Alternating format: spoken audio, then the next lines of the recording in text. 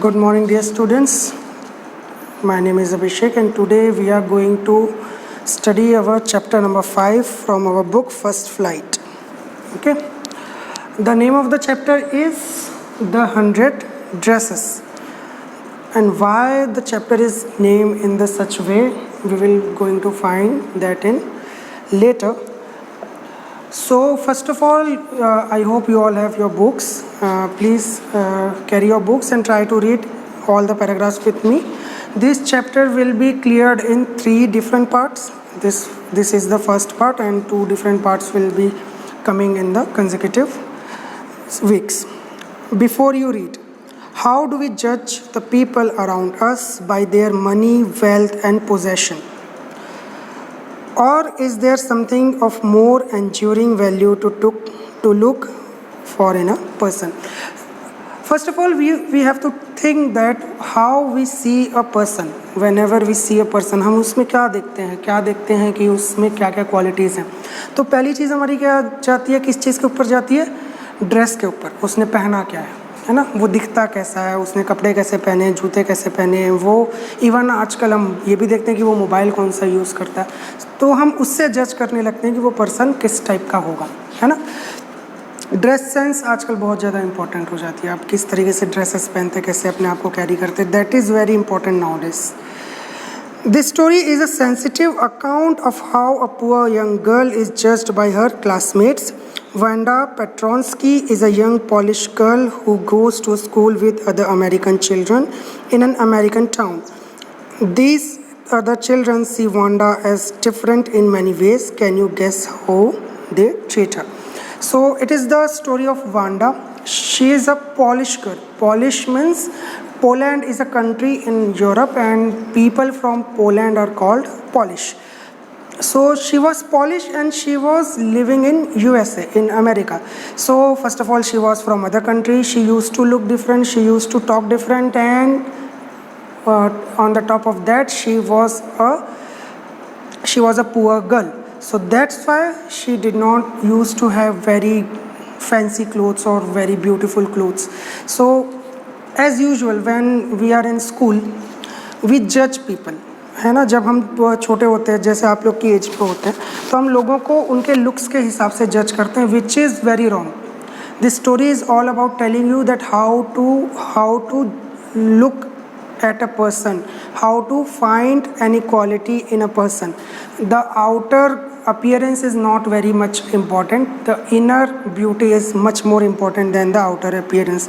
This is what is going to be told in this chapter, and on the top of that, it will show that how should we treat other people, and if we make fun of them, it may cause them hurting pain, because they may are suffering from very critical situation, very poor condition or whatever, and we are making fun of them, which is very wrong. ये USA की कहानी है, USA की story है. तो USA में schools में uniforms नहीं होते हैं, तो आप जो घर पे कपड़े पहनते हैं, जो आप बाहर कपड़े पहनते हैं, वही कपड़े पहन के आप स्कूल जाते हैं. So they have to wear good clothes to show the other students of the class and show to their friends and whatever. So but this girl was very poor, so she did not have very fancy clothes. So that was the reason that other students used to make fun of her. And next, read the information in the box below. अब हम लोग ये information पढ़ेंगे कि ये इसका जो pretext क्या है, इस स्टोरी का प्रीटेक्स्ट क्या है. सो try to read the box. The first Polish immigrants word has been used.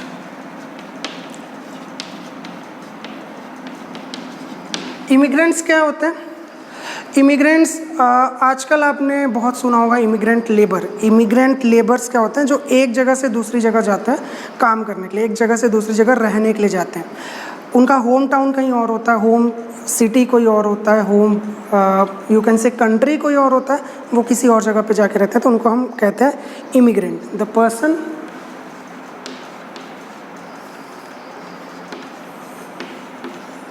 lives away from home. You can say it. Okay, a kind of a person who lives away from home. The first Polish immigrants arrived in America in 1608. Polish people, all the people from smaller countries. Polish is a developed country now, but earlier it was a very small country. So what they do, they go to other bigger countries where the facilities are more, where the money is more. So Polish started to come to America in 1608 1608 में वो लोग America जाना शुरू किए. But the largest wave, जो सबसे ज़्यादा एक बार में सबसे ज़्यादा लोग आना शुरू हुए, वो था Polish immigration occurred in early 20th century. Early 20th century means 1900 से 1920 तक का जो पीरियड है वो अर्लियर 20th सेंचुरी कहलाएगा, है ना. अभी 21st सेंचुरी है, तो इसके एक सेंचुरी पहले 1900s के टाइम पे, अर्लियर टाइम पे पॉलिश इमिग्रेशन बहुत ज़्यादा हुआ अमेरिका में. When more than 1 million Poles migrated to the United States, the Polish state did not exist at that time, and the immigrants were identified according to their country of origin rather than the ethnicity. They were identified as Russian Poles, German Poles and Austrian Poles. लगभग 1 million मतलब 10 लाख लोग Poland से, polish 10 lakh polish लोग वो USA में रहने के लिए आए. अब उस टाइम पोलैंड एक अलग से कंट्री नहीं थी. अभी Poland is a country, but Poland उस टाइम पर कंट्री नहीं थी. वो अलग अलग पार्ट्स में अलग अलग कंट्रीज़ के अंडर थी. जैसे कि जर्मनी के अंदर थोड़ा सा पोलैंड था, थोड़ा सा ऑस्ट्रिया के अंदर था, थोड़ा रशिया के अंदर था, थोड़ा बेल्जियम के अंदर था. तो थोड़ा थोड़ा हर एक कंट्री का ऑक्यूपेशन था पोलैंड के ऊपर. बट अब वो एक सॉवरेन नेशन है जिसका नाम पोलैंड है. ओके, तो अमेरिका में उनको जो रशिया से आता था उनको रशियन पोलिश कहते थे, जो जर्मनी से आता था उनको जर्मन पोलिश कहते थे. One of the most notable Polish American communities is in Chicago and its suburbs. Suburbs, first of all we will see suburbs. Suburbs का क्या मतलब होता है? सबर्ब्स का मतलब होता है outer town. Outer town of city.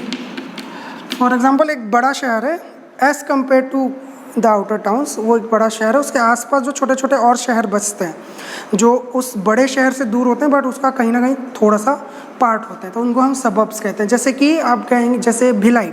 Bhilai is not very big city, but Bhilai is the main city. और उसके आसपास जैसे कुम्हारी है, चरोदा है, ये सब क्या है, उसके आसपास के शहर हैं जो सबर्ब्स कहलाते हैं. ठीक है, जो उससे अटैच्ड है लेकिन उससे थोड़ा दूर भी हैं.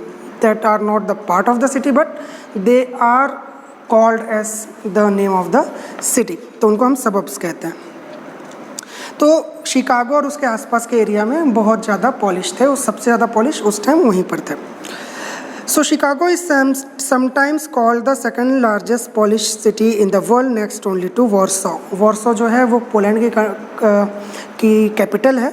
So Chicago was called as the second largest Polish city. मतलब वहाँ पर पूरी दुनिया में वॉर्सो जो कैपिटल ऑफ पोलैंड है उससे सेकेंड नंबर पे सबसे ज़्यादा शिकागो में रहते थे. Polish Americans were sometimes discriminated against in the United States, as were the Irish, Italians and Jews. United States is the center of immigration throughout the world. सारी दुनिया से लोग वहाँ पर माइग्रेट करते हैं. तो एक्चुअली ये ऐसा होता ही है कि if you are migrating to another country, discrimination होता है, थोड़ा सा एक भेदभाव आता है. तो उस टाइम पे पॉलिश के साथ भी होता था, इटालियंस के साथ भी होता था. जो भी बाहर से लोग रहने आते थे यूएसए में, वो एक जनरल फिनोमिना है, एक ह्यूमन नेचर है, which is not very good nature but एक ह्यूमन नेचर है कि हम उनको डिस्क्रिमिनेट करते हैं, उनको उनसे थोड़ा सा भेदभाव करते हैं. तो पॉलिश लोगों के साथ भी होता था. According to the United States 2000 census, 6,67,414 Americans of age 5 years and older reported Polish as the first language spoken at home, which is about 1.4% of the people who speak languages other than English और 0.25% of the US population. यानी कि 2000 में polish बोलने वाले लोगों की, polish ethnicity is a different thing. जो polish अभी भी मदर टंग यूज़ करते थे, उनका जो उनका परसेंटेज था वो 0.25% था टोटल यूएस पॉपुलेशन के, which is a very big number. ऐसा सुनने में लग तो नहीं रहा है, but it is a very big number. तो उनमें से किसी एक पॉलिश गर्ल की कहानी है। हम लोगों ने अभी देखा इसका प्रीटेक्स्ट क्या है। अब थोड़ी सी स्टोरी के बारे में पढ़ेंगे and rest of the part will be covered in the consecutive next coming videos. Okay, sorry. So we are starting our chapter today. Monday, Wanda Petronsky was not in her seat, but nobody, not even Peggy and Madeline, the girls who started all the fun, noticed her absence. The protagonist or the girl, Polish girl, the name is Wanda, and she was not present at the school. She was not on her seat, but no one did not notice. Even the girls who used to make fun of her every day did not notice that she was absent. Usually Wanda sat in the seat next to the last seat in the last row in room 13. Room number 13 में उनका class था, और वो जो Wanda थी वो सबसे corner seat पे बैठी थी, बहुत एकदम पीछे वाली सीट पर बैठती थी। तो वो पीछे वाली सीट का क्या हाल होता है, आप लोग भी स्टूडेंट हैं जो पीछे में बैठते हैं वो जानते हैं कि क्या हाल होता है। She sat in the corner of the room where the rough boys who did not make good marks sat. So it is a very general phenomena, it is a very stereotype that all the boys, even girls who are not very interested in studies, sat in the back of the benches. It is very clear, you all know. The corner of the room where there was most scuffing of feet, most roars of laughter when anything funny was said, and the mud and dirt on the floor. तो जो सबसे ज़्यादा गंदा होता है, corner की seat क्या होती है, सबसे ज़्यादा गंदी होती है। आप लोग चॉकलेट खाते हैं वहीं पे फेंकते हैं, कुछ खाते हैं वहीं पे फेंकते हैं, आप सारी गंदगी आप वहीं पे करते हैं, और सबसे ज़्यादा हंसी की आवाज़ वहीं से आती है, सबसे ज़्यादा नॉइज़ भी वहीं से होता है, और सबसे ज़्यादा बदमाश बच्चे भी कॉर्नर पे ही बैठते हैं, है ना। तो ऐसा हमेशा से होते रह रहा है, हमारे स्कूल में भी ऐसा ही होता था, आप लोग भी ऐसे ही करते हैं, आपके बाद भी ऐसा ही होगा। तो कॉर्नर सीट उन्हीं के लिए रिजर्व होती है, और वांडा वहीं पर ही बैठती थी। Wanda did not sit there because she was rough and noisy. On the contrary, contrary का मतलब होता है exact opposite,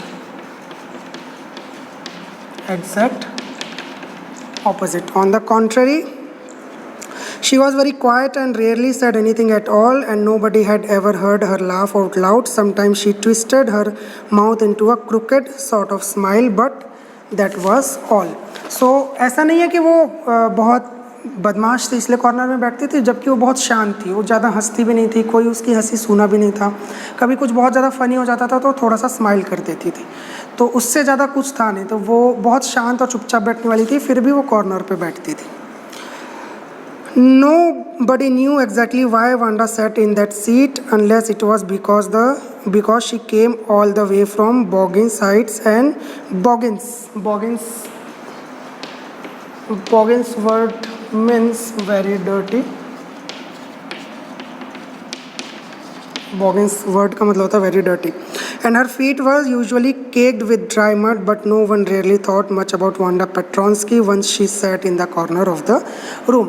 तो कोई उसकी तरफ ध्यान नहीं देता था। She had no friends, वो एक कोने में बैठे रहती थी और किसी को पता भी नहीं चलता था। सब उसको कब नोटिस करते थे, जब वो क्लास के अंदर एंटर करती थी, उसके कपड़े गंदे होते थे बहुत, उसके जूतों पे मिट्टी लगी हुई होती थी, तो उस टाइम लोग उसको नोटिस करते थे, हंसते थे, और उसके बाद जब वो कॉर्नर में बैठ जाती थी फिर कोई उसकी तरफ ध्यान भी नहीं देता था। The time when they thought about Wanda was outside of school hours, at noontime when they were coming back to school, or in the morning early before school began, when groups of 2 or 3 or even more would be talking and laughing on their way to the school yard. जब भी school की छुट्टी होती थी या जब सुबह school आ रहे होते थे, उस टाइम उनको वैंडा की याद आती थी, बिकॉज वैंडा का उनको मजाक उड़ाना होता था। These are the times when students make fun, students laugh, students enjoy their life. तो वो पार्ट होता था जब वैंडा को लोग खोजते थे और उसका मजाक उड़ाते थे और खुश होते थे, which is not very good thing again. Then sometimes they waited for Wanda to have fun with her. कभी कभी तो उसका वेट करते थे कि वो आएगी तो उसका मजाक उड़ाएंगे, फिर घर जाएंगे या फिर क्लास में जाएंगे, तो उसका वेट भी किया जाता था ताकि वो आए and we will make fun of Wanda. The next day, Tuesday, Wanda was not in school either and nobody noticed her absence again. फिर अगले दिन फिर से नहीं आई वेंडा, फिर से किसी को पता नहीं चला कि वेंडा नहीं आ रही है। बट ऑन वेंसडे, बट फिर मंडे ट्यूसडे नहीं आई, फिर वेंसडे को क्या होता है, Peggy and Maddie, Peggy and Maddie पहले भी इन दोनों का नाम आया, मतलब ये लोग सबसे ज़्यादा बदमाश होंगे, सबसे ज़्यादा मजाक उड़ाते होंगे उसका। Peggy and Maddie, who sat down front with other children who got good marks and who didn't drag in a whole lot of mud, did notice that Wanda wasn't there. ये दोनों लड़कियां क्या थी, सबसे सामने बैठती थी, अच्छे नंबर लाने वालों के साथ बैठती थी और बहुत साफ़ सुथरी थी, है ना, बहुत मतलब ये बहुत अच्छी हाई प्रोफाइल घर की लड़कियां थी। तो वो उन लोगों ने नोटिस किया कि वेंडा नहीं आ रही है। और उन लोगों ने क्यों नोटिस किया? Peggy was the most popular girl in the school. She was pretty. She had many pretty clothes and her hair was curly. तो जो पैगी थी उसके पास बहुत सारे कपड़े थे, वो सुंदर दिखती थी, सुंदर कपड़े पहनती थी। तो स्कूल एज में यही होता है, जिसके पास कपड़े अच्छे होते हैं, जिनके जूते अच्छे होते हैं, जिनके पास वॉच अच्छी होती है, लोग उनको पहचानने लगते हैं, तो उसको सब जानते पहचानते थे। Maddie was her closest friend और Maddie उसकी friend थी। The reason Peggy and Maddie noticed Wanda's absence was because Wanda had made them late to school. They had waited for Wanda to have some fun with her and she just hadn't come. They often waited for Wanda Petronsky to have fun with her. अब यहाँ पर क्या हो रहा है कि उन लोगों ने क्यों नोटिस किया, इसलिए नहीं क्योंकि वो उनकी फ्रेंड थी या जानते थे या उनको कोई टेंशन हो रही थी, वो इसलिए नोटिस किया क्योंकि वो लोग स्कूल के लिए लेट हो गए आने के लिए। स्कूल के लिए क्यों लेट हो गए आने के लिए? क्योंकि जैसा कि मैंने पहले बोला, they use to wait for her sometimes to make fun of her, तो they were waiting but Wanda did not come and they got late just by waiting for her to make fun of her. तो इसलिए उनको लगा कि आज Wanda नहीं आई है, इसलिए उन्होंने नोटिस किया।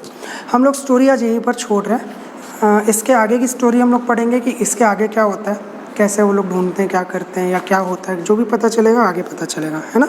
तो यहाँ तक की स्टोरी है। अभी तक ये समझ में आ रहा है कि एक पुअर गर्ल है जिसको सब मजाक उड़ाते हैं और 2-3 दिन से वो स्कूल नहीं आ रही है और तीसरे दिन पर किसी ने नोटिस किया कि she is not coming to school. आगे की स्टोरी हम लोग पढ़ेंगे and we will try to see what the author is trying to say and convey to us. And till then please take care of yourself, stay at home, have a very nice day. Thank you for listening to me.